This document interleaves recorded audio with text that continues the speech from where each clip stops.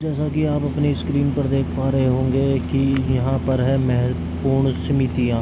जैसा कि आप हर एग्ज़ाम में आपको भी पता है और मुझे भी पता है, हम लोग अक्सर ऐसे सवालों को छोड़ कर आ जाते हैं, जिससे कि हमारा नुकसान तो होता ही है। क्योंकि अगर हम पॉइंट नंबरों से फ़ेल होते हैं तो हमें बड़ा दुख होता है कि काश मैं समितियों के बारे में पढ़ लेता। तो आज हम इन समितियों को याद करेंगे।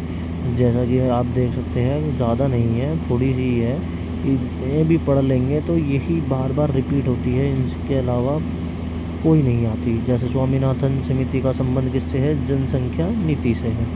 ठीक है। जानकी रमन समिति जो है वो प्रतिभूति घोटाला से है। ठीक है। दांतवाला समिति ये बेरोजगारी के अनुमान से है। ठीक है। अब आते हैं हम रेखा समिति पे, तो ये अप्रत्यक्ष कर से है। अब सरकारिया समिति ये केंद्र राज्य संबंध से है। ये तो मोस्ट, आप इस पर मैं कह रहा हूँ किसी को पढ़ो मत पढ़ो, ये ज़रूर पढ़ना। ठीक है, सरकारिया समिति वाला। ठीक है। उसके बाद अगला क्या है? गोस्वामी समिति, ये औद्योगिक से संबंधित है। ठीक है, औद्योगिक रुग्णता से संबंधित है। ठीक है। आगे महानोबिस समिति राष्ट्रीय आय से है। आपको पता होगा महानोबिस मॉडल पे ही हमारी जो है पंचवर्षीय योजना का भी मॉडल है। ठीक है। इसे के बाद आप यही पढ़ेंगे किताब में कि महानोबिस का कौन सी पंचवर्षीय योजना से मॉडल से संबंध है। ठीक है।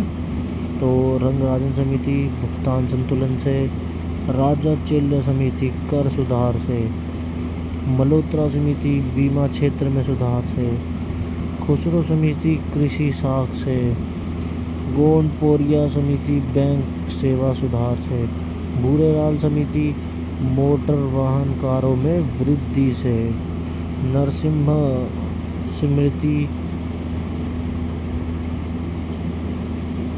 वित्तीय बैंकिंग सुधार से है ये। ठीक है।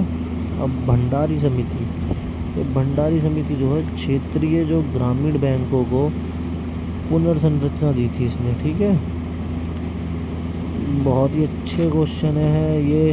सच्चर समिति मुस्लिमों की सामाजिक आर्थिक व शैक्षणिक स्थिति का अध्ययन। ये सुरेश तेंदुलकर मोस्ट इम्पोर्टेंट, कुछ पढ़ो मत पढ़ो, ये सरकारिया समिति और सुरेश तेंदुलकर ये तो आपको भी याद होगा, गरीबी से रिलेटेड है। ठीक है। एस तारों पर तारापोर समिति ये किससे संबंधित है? रुपयों की पूंजी खाते में परिवर्तन आता है। ठीक है। लास्ट बचा है आबिद हुसैन समिति लघु उद्योग से।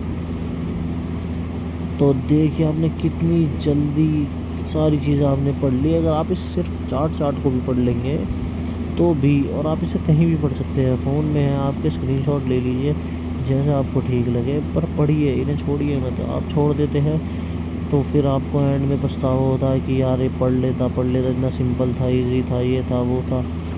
ठीक है। तो जनरल एजुकेशन दोबारा से आपके सामने ऐसी वीडियो लेकर हाजिर होगा। तब तक के लिए गॉड ब्लेस यू।